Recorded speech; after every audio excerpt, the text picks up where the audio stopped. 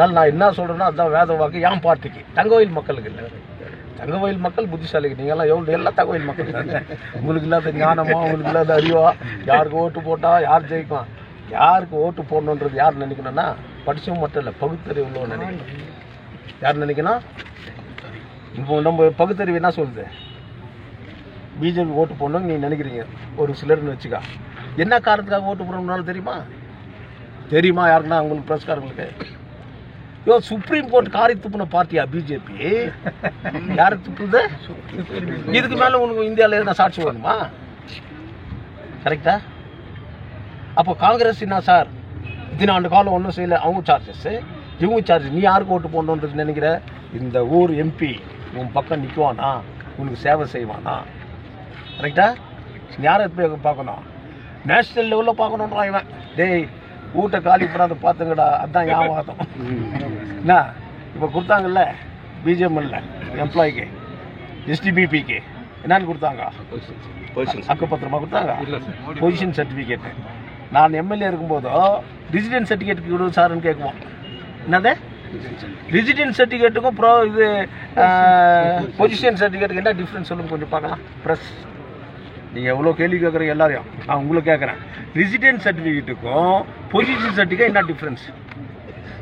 Position certificate ownership. அது ஓனர்ஷிப்பா? ஆமாம்.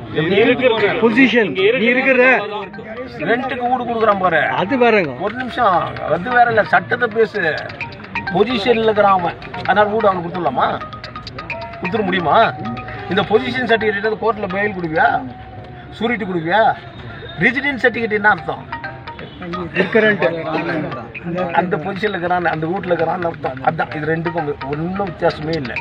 இதை கொடுத்து தொழிலாளிகள் வீடு சொந்தமாகிட்டான்னு ஒத்துப்பீங்களா? இந்த கேள்வி யார் நாங்கள் கேட்டாங்களா? இப்படி தகுதி உள்ளவன் இந்த ஊரில் இருக்கிறவன் சிந்தனை செய்து யாருக்கு ஓட்டு போடணும்னு பாருங்க. நமக்கு தேவைப்பட்டது நம்ம ஊர் எம்பி நமக்காக ஸ்டாண்ட் பண்ணி நிற்கணும். நாளைக்கு ஏதாவது ஒன்று ஆச்சு, நாளைக்கு சர்ச் இடிப்போ, கோவில் இடிப்போ, என்ன அண்ணாத்ராஜ் இடிப்போ, அதுக்கு ஸ்டாண்ட் பண்ணுற எம்பியா? அது யாருன்னா தகுதியாக தேர்ந்தெடுத்துக்கிறீங்களா மைண்டுக்குள்ளே? இதை சிந்திக்கிறவன் தான் நான். அதை சிந்தனை செய்ய வச்சது தான் பாபா சாஹேப் அம்பேத்கர். இப்போ இந்த ரெண்டு கேண்டிடேட்ல யார் பெஸ்ட் கேண்டிடேட்? என்ன சார் இப்போ ரெண்டு கேண்டிடேட் இன்னும் மூஞ்சியே பார்க்கலையா? இன்னும் பார்க்கவே இல்லை. நான் அவங்களும் பார்க்கல, அவங்களும் என்ன பார்க்கல. நான் பார்த்தாக்கா சொல்லுவேன் யார் அழகாக இருக்கிறாங்கன்னு. பட் சில லீடர்கள்லாம் உங்ககிட்ட ஃபோனில் கான்டாக்ட் இருக்குதுன்னு சொல்லியிருந்தாங்க. மலரில் தேன் இருந்தால் வண்டு முக்கி தானே செய்யும். இது மாதிரி என் பார்ட்டி காசு கொடுக்காதவங்க, காசு வாங்காதவங்க, தலைவர் வராருன்னு ஒன்று இல்லை. சப்போர்ட்டுக்காக உங்ககிட்ட ஃபோன் பண்ணாங்களா இல்லையா? நீ தான் தீரணும் சார், வேறு வழி இல்லையே. யார் எந்தெந்த பார்ட்டி பண்ணுறதும் பண்ணாதது? நிற்கிறது ரெண்டு பார்ட்டி தானே. இந்தியாவா சார்? ரெண்டு பார்ட்டி, ரெண்டு பேர் தான் பேசலாம். ரெண்டு கண்ணுக்கு இதில் எனக்கு. அப்போ ஹார்ட்டுக்கு யாரு சார்? ஹார்ட்டு யாருக்குன்ட்டு கண்ணு இருக்கட்டும். என்ன அழகா கேள்வி கேட்குறீங்க சார். ஹார்ட்டு யாருக்கும் சார் உங்க முடிவு என்னைக்கு தெரிவிக்கிறீங்க? உங்க முடிவு என்னைக்கு தெரிவிக்கிறீங்க? ஓட்டு போடுறது முன்னு நான். அது வரைக்கும் சஸ்பென்ஸ் ஒன்றும் கிடையாதுங்க. அவ்வளோதான் என் டிசிஷனை. ஆராய்ச்சி பண்ணி என் பார்ட்டிக்காரங்களை போயிட்டு டிஸ்கஸ் பண்ணுவேன். யாருக்கு போட்டால் நம்ம ஊர் முன்னேறும். அதுதான் என் பாலிசி. வரைக்கும் எவன் முன்னேறான்னு முக்கியம் இல்லை, நம்ம ஊருக்கு அவன் யூஸ்ஃபுல்லாக இருப்பானா யாரை டிசைட் பண்ணுறீங்க? அவங்க மைண்டில் ஒன்று இருக்குல்ல. நான் ஓட்டு போடுறது எந்த பார்ட்டிக்காரங்களாம் சேர்ந்து என்னோடய வார்த்தைக்கு மரியாதை கொடுத்துருவோம். அவங்க வார்த்தை கேட்டு தான் நான் டிசைட் பண்ணுவேன். சார் நேற்று உங்களை staunch supporter senior advocate Saheb BR. Ambedkar ಅವರಿಗೆ ಕಾನ್ಸ್ಟಿಟ್ಯೂಷನ್ ಡ್ರಾಫ್ಟಿಂಗ್ ಕಮಿಟಿ ಚೇರ್ಮನ್ ಮಾಡ್ತಾರೆ. ಅವರಿಗೆ ಇರುವಂಥ ನಾಲೆಡ್ಜು ಬೇರೆ ಕಂಟ್ರೀಸ್ನ ಟೂರ್ ಮಾಡಿ ಮಾಡಿ ಮಾಡಿ ಅವರಿಗೆ ಬೇರೆ ಕಂಟ್ರೀಸಲ್ಲಿ ಎಲ್ಲೂ ಕೂಡ ರಿಟರ್ನ್ ಕಾನ್ಸ್ಟಿಟ್ಯೂಷನ್ ಇಲ್ಲ. ಬರೀ ನಮ್ಮ ದೇಶದಲ್ಲಿ ಮಾತ್ರ ರಿಟರ್ನ್ ಕಾನ್ಸ್ಟಿಟ್ಯೂಷನ್ ಇದೆ. 200 ಕಂಟ್ರೀಸ್ ಇದಾವೆ, ಮೋರ್ ದೆನ್ 230 ಕಂಟ್ರೀಸ್ ಇದ್ದಾವೆ. ಎಲ್ಲೂ ಕೂಡ ವೆಲ್ ಎಸ್ಟಾಬ್ಲಿಷ್ಡ್ ಕಂಟ್ರೀಸ್ ಅಂತ ಹೇಳ್ತೀವಿ, ವೆಲ್ ಫೈನಾನ್ಷಿಯಲ್ ಸೌಂಡ್ ಕಂಟ್ರೀಸ್ ಹೇಳ್ತೀವಿ. ಮಿಲಿಟ್ರಿಯಲ್ಲಿ, ಆರ್ಮಿಯಲ್ಲಿ, ರಿಸೋರ್ಸಸ್ಸಲ್ಲಿ, ಸೈಂಟಿಫಿಕಲ್ಲಿ ಎಲ್ಲದರಲ್ಲೂ ಬೇರೆ ಕಂಟ್ರೀಸ್ ಭಾಳ ಉನ್ನತ ಶ್ರೇಣಿಯಲ್ಲಿದೆ ಅಂತ ಹೇಳ್ತಾರೆ. ಇವತ್ತು ನಮ್ಮ ದೇಶ ಏನಾದರೂ ಯಾವುದಾದ್ರೂ ಸ್ವತಂತ್ರ ಬಂದು 50, 60, 70 ವರ್ಷಗಳು ದಾಟದ ಮೇಲೆ ನಾವು ಕೂಡ ಒಂದು ಹಂತಕ್ಕೆ ಬಂದಿದ್ದೀವಿ ಅಂತಂದರೆ ಅದು ಕಾನ್ಸ್ಟಿಟ್ಯೂಷನಿಂದ ಮಾತ್ರ ಅಂತ ನಾನು ಹೆಮ್ಮೆಯಿಂದ ಹೇಳಲಿಕ್ಕೆ ಇಷ್ಟಪಡ್ತೀನಿ. ಅವರು ಕಾನ್ಸ್ಟಿಟ್ಯೂಷನ್ನ ಕಾಂಟ್ರಿಬ್ಯೂಟ್ ಮಾಡಿದ್ರಿಂದ ನಮ್ಮ ಕಾಂಗ್ರೆಸ್ ಸರ್ಕಾರ ಕಾನ್ಸ್ಟಿಟ್ಯೂಷನ್ ಯಾವ ರೀತಿ ಇರಬೇಕು, ನಮ್ಮ ಭಾರತ ದೇಶಕ್ಕೆ ಒಗ್ಗುವಂಥ ಕಾನ್ಸ್ಟಿಟ್ಯೂಷನ್, ನಮ್ಮ ಸಂಸ್ಕೃತಿ ಸಂಪ್ರದಾಯ, ನಮ್ಮ ರೀತಿ ನೀತಿ ಕಲ್ಚರು ಎಲ್ಲೂ ಕೂಡ ಇಲ್ಲ. ಇಷ್ಟು ವಿಭಿನ್ನವಾಗಿರುವಂಥ ಕಲ್ಚರು ಯಾವುದೇ ದೇಶದಲ್ಲಿಲ್ಲ. ಆದರೆ ನಮ್ಮ ದೇಶದಲ್ಲಿ ವಿಭಿನ್ನವಾಗಿರುವಂಥ ಎಲ್ಲ ಇದ್ರೂ ಕೂಡ ಆ ಐಕ್ಯತೆ ಅನ್ನುವಂಥದ್ದನ್ನು ಮೂಡಿಸುವಂಥ ಭಾವನೆಗಳನ್ನು ಹುಟ್ಟಾಕಿರುವಂಥದ್ದು ಕಾನ್ಸ್ಟಿಟ್ಯೂಷನ್. ಹೆಮ್ಮೆಯಿಂದ ಹೇಳ್ತೀನಿ, ಇಷ್ಟಪಡ್ತೀನಿ.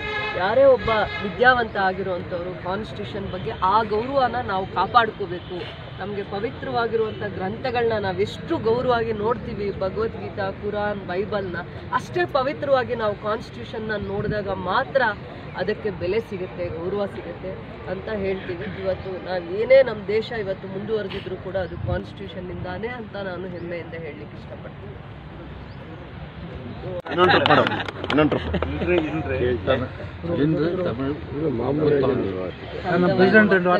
தமிழ் தங்கவயல் மக்களுக்கு தமிழ் புத்தாண்டு நல்வாழ்த்துக்கள்.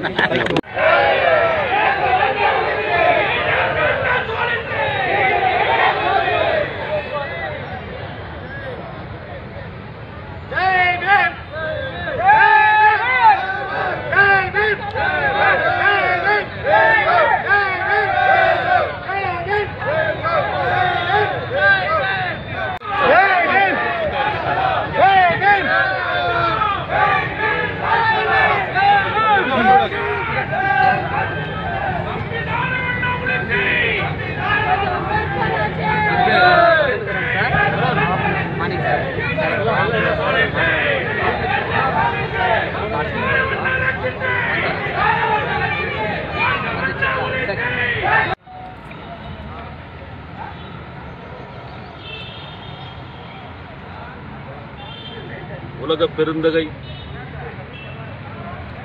உலகத்தில் உள்ள அனைத்து நாடுகளும் போற்றத்தக்க நம்ம இந்திய நாட்டின் பாரத ரத்னா டாக்டர் B.R. அம்பேத்கர் அவர்களுடைய 133ஆம் ஆண்டு பிறந்த நாளை இன்றைக்கு உலகம் முழுக்கிலும் இருக்கக்கூடிய அனைத்து தரப்பு மக்களும் விழாவாக கொண்டாடி கொண்டிருக்கக்கூடிய இந்த காலகட்டத்தில் அவரை பாதத்தை தொட்டு மதசார்பற்ற ஜனதாதளம் சார்பாக நாங்கள் வணங்கி, அத்துடன் இன்றைக்கு உலகத்தில் உள்ள அனைத்து தமிழர்களுக்கும் தமிழ் திருநாள் புத்தாண்டு அவர்களுக்கும் எங்களுடைய வாழ்த்துக்களை தெரிவித்துக் கொள்கிறோம். இன்றைய தினம் டாக்டர் பாபா சாஹேப் அம்பேத்கர் அவர்களை பற்றி பேச வேண்டும் என்று சொன்னால் நமக்கு உண்மையிலேயே வயதும் இல்லை, அனுபவமும் இல்லை. కరెక్ట్గా వచ్చిండా హెడ్ మాస్టర్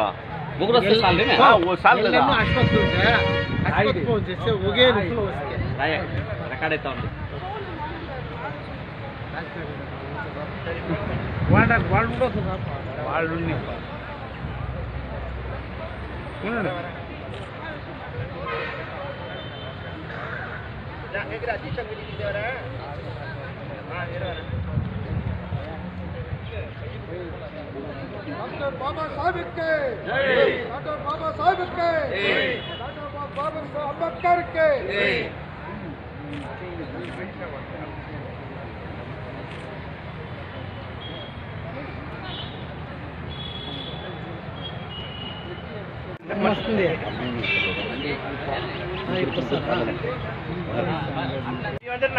கரெக்டா தெரியும். ஆமா ஆமா கை விட்டுறாதீங்க.